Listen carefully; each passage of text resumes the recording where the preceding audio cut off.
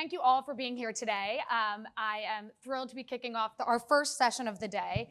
And I am here with 4 people whose work I greatly admire, and I imagine many of you do too. And we're going to get a little bit of a kind of inside look at what you all do. I'm going to give a quick little intro, and then we'll dive right into it. So we have with us today Anne Wilkinson, principal of BAMO. Some recent projects of Anne's include the Waldorf Astoria Miami, Four Seasons Bora Bora, and the Capella Hotel Bangkok. We have Adam Farmerie, founding partner of AvroKO, who has worked on the One Hotel here in New York City, Waldorf Astoria Bangkok, and is currently working on the Six Senses in London, opening next year. So we can all look forward to a trip, all right? We have Sara Duffey, principal of Stonehill Taylor, who has worked on the Nomad here in New York and in Las Vegas, the iconic TWA Hotel, the Marriott Nashville. And we have Will Meyer, co-founder of Meyer Davis, who's worked on the Four Seasons in Athens, Rosewood Little Dix Bay, Auberge Mauna Lani, to name a few. So thank you all for being here with us. And we're gonna kick off, I think one of the really kind of interesting ways for us to kind of situate ourselves with you all is to hear a bit about your firm, how it's run, how it's organized. I know many of you are working across multiple offices, if not continents, with hundreds of employees. So I'd love to hear just briefly from each of you about how you organize your teams. Do you want to start us off, Will? Of course. So thank you for having us. We're really all happy to be here. I can speak for everyone else, right? And yeah, so Meyer Davis is founded 25 years ago, based here in New York for the mothership, and we have offices in Los Angeles, Miami, London, and a sister firm in Dubai, and roughly about 100 employees in total. So that's sort of the framework. Anne, what about you? Yeah, so first, I'm happy to be here, and I'm also thrilled that my founder, Pamela Babby, is here with me today. She's a DLN member, and she is the BA of BAMO, for a little history. So BAMO is about 45, 50 people. We are based in San Francisco, but we now have an East Coast office as well, and we are looking to expand to additional offices, Barcelona and Miami this year.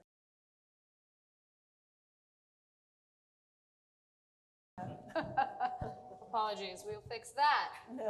All right, if needed, we'll talk loudly. You all right? Okay. And I'll leave it there just in case. All right, Sara, let's. Hi, everybody. Again, thank you for having us. It's exciting to be here. We have about 50 people. We were started in the 60s. I like to think of our firm as we were an architecture firm with a capital A. Paul Taylor is one of the founders, and started the firm. He joined in the 80s. So we've been around for a while, very New York focused. We do work all over the country and some international work as well. And we work with, our focus is hospitality, but we also do some multifamily work and some senior living as well. So we're kind of trying to diversify ourselves a bit. Yeah. And so that's basically us. Wonderful. And Adam, finish this off. Yeah, hi, my name is Adam. I'm one of partners at AvroKO. And weirdly, Will and I were just talking about this, like our companies kind of mirror each other. We were also founded about 25 years ago. And we have offices primarily, New York is our mothership as well, but Miami, San Francisco, Bangkok, and London. So many of the same places that Bill's kicking around. Should I just talk louder? Yeah, so we have about 160 people across those offices. I was a little bit shocked initially by being introduced as being a large firm, because I don't think of ourselves like that. I think of ourselves as a series of smaller firms that they do act kind of independently. They have their own little fiefdoms, they have their own structures. We share data across the companies, but it's not like there's like a pyramid that kind of has everybody sitting in a tall tower here in New York. So it was weird to hear large firm. Yeah. Well, I was it's like, I all don't think relative, so. obviously, in every industry. Yeah, And, yeah. you know, I do think in design, you definitely, you know, you have those smaller firms that are 6 to 8 people, and then you go up from there. But you made a good segue into, I want to dive a little bit into what you just said, and we'll start back to you about how you divide your firms. You mentioned your kind of little fiefdoms, and you have individual studios that work out of different offices. How do you divide them up, and how does that work with the projects you take on? And tell us a little bit about the data you said you share across them. Yeah, I mean, it sort of is, each studio sort of does take on a region. So, each studio has kind of a structure of a managing director and design directors and things like that. We're lucky that we have 4 partners, and so we can spread out, and each partner kind of overlooks a different region as well, so that we can sort of make sure that the DNA is still consistent in each region. But then all of the MDs will jump on a call once a week and sort of share information across. We have a director of practice who sort of creates a syllabus and does training across all the different studios. The onboarding is all the same. So a lot of the back end stuff is very consistent, and allows us to sort of make sure that people are working in the same way. But then there are regional differences to each studio. Right. The style that's happening in Bangkok is slightly different than the style that's happening in London. It all has a little bit of an AvroKO DNA, I think, at least we hope.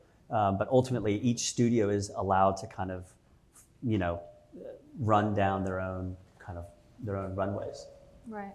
Sara, I know you mentioned on our earlier call that you kind of like to shift your teams between residential and hospitality, do a little kind of rotating. Can you tell us about that strategy and kind of division, what that leads to with projects on both sides? Yeah, sure. So initially so I run the ID studio, and initially when a new project would come in, we would assign it to a studio. So I had, I think, 5 studios. And we found that in the end, that didn't really work very well for us. And so instead, now when a new project comes in, I assign it to a team. So there'll be an associate and a senior person, and then the appropriate supporting staff to go with it. And I find that that's just more efficient. People are better at pivoting and quickly moving if a project goes on hold or suddenly the client's taking 3 weeks to give us comments. So we're sort of in limbo. There has to be that ability for us in terms of efficiency and, honestly, to make money, to be able to pivot quickly. So I find that for us, the studio thing didn't really work, and so I've changed it to be more fluid. And how do you organize things at Meyer Davis? So at Meyer Davis, we have I would call it centralized, decentralized. It's kind of where we have 6 different studios, all named after shades of blue, the Pacific, Cobalt, Azure, and so on. And we team a studio with a portion of the New York office, so that we'll have a big idea or a narrative idea that we come up with together, and then that studio can continue on with the project. But I think one thing that we've implemented as we started to grow over the last few years, actually during pandemic, we took some time to kind of reorganize where each project used to be managed within the studio, and now we've sort of created a management system that is separate from the design system, so that some people are really good managers and some people are really great designers. So it allows those to work together. He clearly did not like that idea. All right, yeah. We like working together at the DLN. But, Do you mean you don't just hire unicorns? We're gonna keep on going, yeah. Well, Anne, you've got the handheld mic, so maybe you can continue on telling us a little bit of organization for you. Yeah.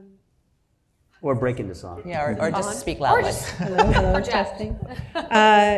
So we're actually in the process of a years-long ownership transition. And so we still have Pamela and Jerry and Michael, our founders, working at the office and doing amazing work. But we've recently elevated a whole group of people to associate principal. And so to your point, Adam, about having partners keep the DNA of the company in different locations, that's what we're looking to do as well. So one of my new partners is moving to Barcelona, and I think these things happen kind of organically. Somebody decides they want to move. Michael Booth wanted to move back to Providence, and he thought that he was going to work remotely, but just shuttle back and forth, and then that just didn't work out. But we now have an office on the East Coast, so it's pretty great. So yeah, I think that we have a whole org chart that's in development, and we're still trying to parse out everybody's different roles. But it's kind of an exciting time. We're all really motivated and looking under the hood, and how can we make things better? How can we do better design, more efficient, et cetera? I mean, I think, oh, I'm sorry. No, go ahead. I think that COVID, can you guys hear me? Yeah. I don't want that thing. I think COVID was really interesting for us because we realized that, yes, we were a highly functioning firm and doing well, but we weren't as organized as we could have been. And it really forced us to get really organized, and that's really changed how we work. And it's something that I think of as a very silver lining to the whole experience, and also understanding our staff in a different way where, COVID hit and everyone was at home and packages were coming into the office. I was one of the few people that was going to the office, and packages were coming. I was like, is this important? Yeah, but I live in Bay Ridge. I'm like, all right, I'm gonna drive this to you because that's the only way we're gonna get there. And that sort of community became so important. I mean, obviously my team was always important to me, but it sort of changed how we experienced each other, and the importance of that relationship became really apparent to me, and something that I really foster now much more than I did before. What were some of the organizational changes you implemented that you mentioned earlier? Well, I mean, we would kind of we didn't really have meetings. We'd just run to each other's office or run to each other's desk, and then I'll grab this person and go there, and then suddenly we realized, we can't do that anymore. And it's just a sleeker, calmer place now because, okay, that's great. Let's organize a meeting. Let's meet tomorrow. We don't have to meet right this second. And also on the principal level, like, we have to meet a lot. And we weren't before. It was just kind of that same kind of thing, like a little bit, not chaotic, but just that's kind of how we worked. And now it's like we have these formal meetings that allow us to express ourselves to each other. And did you know that this is going on? Did you know that so-and-so just said that to me? Oh my God, it just allows us to communicate. I think the communication was not happening, and that is at a totally different level now. So speaking of roles within the company, I want to talk a little bit about business development. Can you talk to us about how that, and I'll start with you, Adam. How does that work at your firm? And once someone brings on board new business, how is that managed? Does that client stay with that person? How do you divide that up? Yeah, there's probably two different paths that happen, right? We have business development, directors that we call them the catcher's mitt, right? So inquiries come in, they catch them, and then they have to figure out what to do with them. If they're in a certain region, they'll then loop in the MD from that region and work on a proposal and try to introduce them that way. But then, what we also do is we do ask that each of our different studios is out there doing a lot of their own business development. So that's also reinforcing that notion of the fiefdom idea, like, kill it, need it, right? So if you go out there and you're mixing it up, and if you find a really great project and you can bring it back, then certainly you're going to be able to do that. So both of those things are kind of happening at the same time. Does anyone do it extremely differently than that? I mean, we don't have BD. Really? So, I wish we did. But BD is me and Paul Taylor and Neil Parker, which I love, and that's a big part of what I do. But we're also encouraging our staff to, like, a young architect just brought in a project, and it's amazing. And so we're sort of encouraging them to be out there in the marketplace, to be at events, to be the face of our firm, because you're our investment, and so we want you guys out there. I would say our system is a little bit different. We have the catcher's mitt for sure, but we also, if a client or lead comes to a certain person, it's theirs. They have first right of refusal, right? And oftentimes, repeat clients will go to the same designer because it's about a relationship, and you have a relationship with that client, you have their trust, you have kind of streamlined communications, and so it does tend to happen that the same clients work with the same designers over and over. And how does, and I'll let anyone take this one, but how does, so all of you are working on projects globally. How does the kind of globalization of hotel brands impact those client relationships? Is that, is there a relationship you might have with a developer that would push you to, say, open an office in another region? How does that expansion kind of mirror your own practice? You want to take that? Yeah, so, I guess with business development and how we do projects with larger brands globally, it's sort of, we have great relationships with developers and, in different regions, and also with the brands and who have hotels in all the regions. So that's sort of our big hospitality catcher's mitt, as you say. And so whether it be through the developer or the brand, we will get introduced to the project, and that tends to, a lot of the brands, most of the brands are based here in New York somehow, and so that's where we sort of conduct a lot of that business. But we've noticed that at Meyer Davis, we've done a lot of focusing on Europe on the last several years, and we've been working on some really interesting projects in that region. And when you say focusing, does that mean you're going out kind of on the offensive and searching out those projects? We've been on the offensive and focused on that. We have people, from our original office in London was in London, and now we have people in Barcelona, and they've been going to conferences, meeting people, and just kind of you tend to go where people want to receive you. Yeah. And we've, having done the Four Seasons in Athens, the W in Rome, and working on the Four Seasons and Dubrovnik and some other important projects there, we've sort of developed that network for our business prospects there. So, kind of building off of that, we were talking about developers and about the hospitality brands. I'd love to hear from you about the kind of differences in working between those two. Are you often working with a developer, with the hotel brand? Who's the client? I think it's interesting for a lot of people in this audience who do residential work too. Who do you kind of see as the client? Does it shift? How does that dynamic come into play with, with both of those parties? And I'll let anyone take this. You're grinning. Do you want the real answer? We want the real answer. That's why we're here. Careful. DLN's all about sharing. Let's go. Both the brand and the developer believe that they have the right of way, right? And then often, I don't know if this happens with you guys, but often the developer will wait for the brand to not be in the room, and they'll put you in the corner, and they'll say, just remember, we write the checks. So, I know that they said X, but I'm saying Y. So a lot of times it becomes like I feel sometimes that we are, a bit caught in the middle of parents who are not quite going through divorce, but are certainly putting us in court. Right. Yeah, it's like working for a couple on a house who's going through divorce. It's like working for it's exactly like doing a private residential project. And you have to just sort of understand how to make sure that you're satisfying both those sets of needs and that you don't side with one or the other. But also the truth is, and it's interesting you mentioned this, Will, that you've got a lot of good relationships with developers. We tend to have a lot of good relationships with brands who I think is often the way in which we end up doing multiple projects with that brand in different regions. You're talking about like Four Seasons is obviously on everybody's resume, and when you have a good relationship with those guys, then they make the recommendation to different developers, disparate developers in different parts of the world.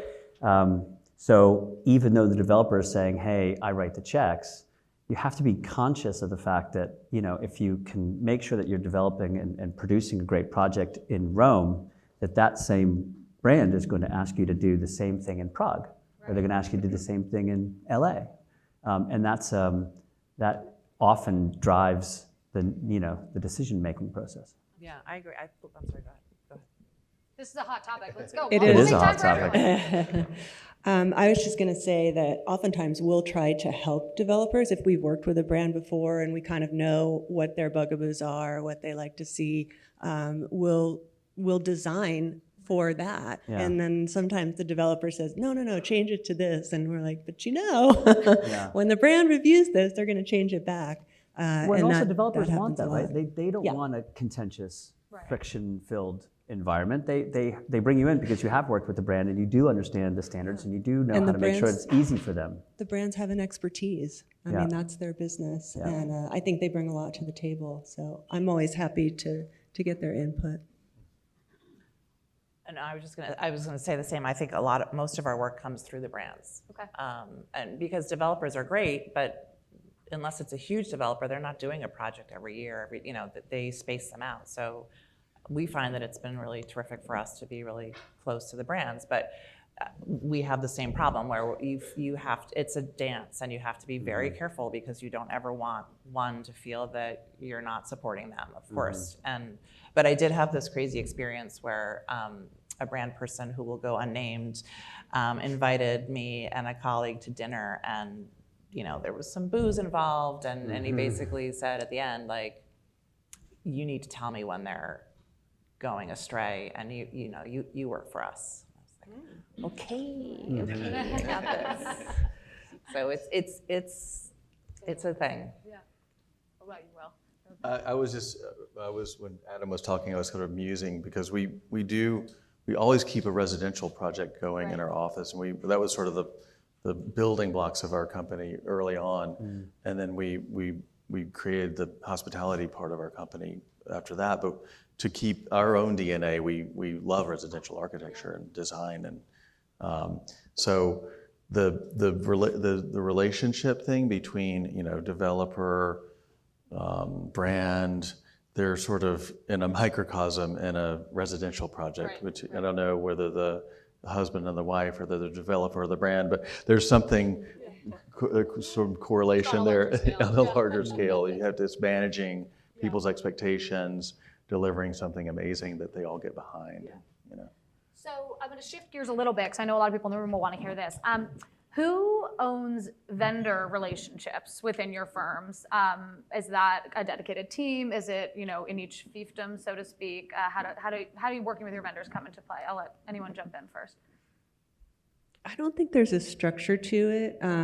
I know some larger firms have a librarian. We have a gatekeeper who kind of decides if a company or a rep is worthy of coming in to show product to our office.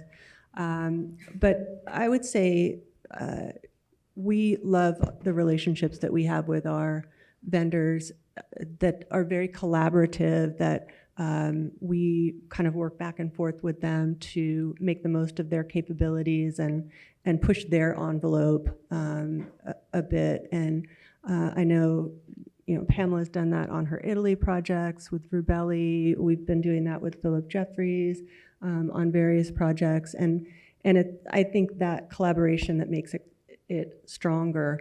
It can get derailed when it goes to bid, when the owner has their own preferred relationships or the purchasing agent has their own relationships. All that hard work and all that collaboration can just kind of get washed away to the side, unfortunately. But we do what we can to keep it, but that's the reality. And I'm curious, as all of you are expanding globally, are there things that are you looking at vendors differently? Are you looking at offerings where they're manufacturing, what they can do on a global scale, how they can deliver? Does that come into play in terms of strategizing? Yeah, absolutely. Yeah. So we have an outside consultant that helps us manage our library because otherwise it just becomes this disastrous mess. And then we have a gatekeeper on top of that. So that's how we kind of manage that. But then for me, I find our vendor relationships are tantamount for us. It's just such an important part of what we do, and also an important part of getting work, honestly, because they have connections that I didn't have, and we work together to get those, to make that work. But the world is a bit of a disaster right now. So one of the things that we've been talking a lot about is how can we help our owners and brands to facilitate that well throughout this global crisis, right? So, shipping, who knows what's happening tomorrow with shipping and sourcing. And so we're having these interesting, much more detailed conversations with our clients about, do you only want to source in the United States? Are you comfortable with Vietnam? Whatever it is, and having these very interesting, much more cohesive conversations and bringing in a purchaser so that we can really have a smart, thoughtful. And so has it forced your clients to kind of become more aware of the vendors or of the sourcing as well? to be a little more close to it? I mean, I think the brands are very clear on that. I think it depends on the owner. I mean, some owners are very in tune with what's happening in terms of vendors, but a lot of them aren't. So they look to us for that, which is great. I mean, that's an ad that we bring to the table. I would also add that the world is global. But I would say since the pandemic, it's actually become more regional in some ways. And we've worked on projects in Brazil, for example, and they require that the vast majority of the product come from Brazil. So we could maybe get some fabrics in there from Europe, from the US, but pretty much everything else, every stick of furniture came from Brazil. And thankfully, they have beautiful manufacturing, but it definitely, there are certain countries, certain regions perhaps, maybe Asia, where there is a focus on using their local sources. And I think from a sustainability point of view, it is good to start looking at, where are things coming from, what's the shipping distance, and are there opportunities to get something that's more local? You want to add to that one? Well, I mean, just adding to that, I think the key to these larger scale projects is in purchasing and having a purchasing agent with integrity and that's wanting to be collaborative about sourcing things, whether it be for sustainability or just quality and things that enhance the project. Because I think we've all been in projects where the project doesn't get better during purchasing, and I think it's nice when it gets better during purchasing. That's a good point. All right, I'm going to end with a more kind of esoteric question I'd love for anyone or all of you to jump in on. But as we look at kind of luxury hospitality today, I think so much of what we consider to be really luxury, top-notch, or really experiences and services, things that aren't necessarily tangible. And obviously you're all working on the built space, but there's a lot more that goes into that with hospitality, as we all know. Can you talk about how you kind of design to encourage that sense of experience or that sense of service, and how that plays into your relationships with your clients? Well, I'm happy to start. We used to own and operate restaurants for many, many years. We closed our operations arm during COVID, which was kind of the end of a natural cadence anyway. But for about 17 years, we ran the design firm, and then on the side, we also had an operating arm. So we had a really unique perspective about why we were doing the work that we were doing, because we could see the results within the restaurants that we had built for ourselves and that we were operating, to understand, how you might be able to create an environment that helps, a customer feel more secure, and if they feel more secure, then they'll spend more money. I mean, it's like there's direct ROI to some of those types of things, and what some of your decisions processes need to be in order to maximize your spend, and how to make sure that you're not just throwing money at something because you can, but because you need to make sure that you're getting the highest impact out of that. So it's something that has been slightly more difficult to continue that thread of thinking with our current staff now that we no longer have restaurants. Because we used to have our studio above one of our restaurants, and we just go downstairs afterwards, and if somebody wanted to understand how a bar die worked, we just say, let's go. And we actually used to have where the staff would go into the restaurants and work for an evening, like they had to do kind of shifts, trailing, almost like they were going to be a waiter. So I guess that's a long-winded way of saying that we used to have a really succinct process that now that we no longer have the restaurants, we're figuring out how to do that hospitality training in the same way that we used to do. This is a really hard question, by the way. But I would say that people give good service when they're happy. Mm-hmm. And so to create environments for the staff that support them, that they feel respects them, makes them feel uplifted, just like the front of house does. And we're not always asked to design the back of house. Hilton has their heart of house program. So we are doing certain back of house areas for the staff. And I think it makes a huge difference. Just, making them feel like they're part of this amazing property, kind of gets them in the mood, gets them in the right frame of mind. I mean, the only thing I would add is that we can design a beautiful hotel, but if it's not operated well, it's really, I mean, they have to be aligned. Otherwise, it's not a beautiful hotel anymore because it's not a lovely experience. So I find when those two things are together, it's kind of magic. I think that's very well put, Sarah. I think that's the thing is you design it to be integrated for service and luxury, and look, always thinking of ways and brainstorming with the brand and the parties involved to make something very special and unique, and trying to turn the dial somehow. But that sort of integrated service and design experience is that's why we're here, right? And that's why we're here. And we're going to hear a lot more about that as we continue the day. But thank you all. This was a wonderful way to kick it off. Thank you so much.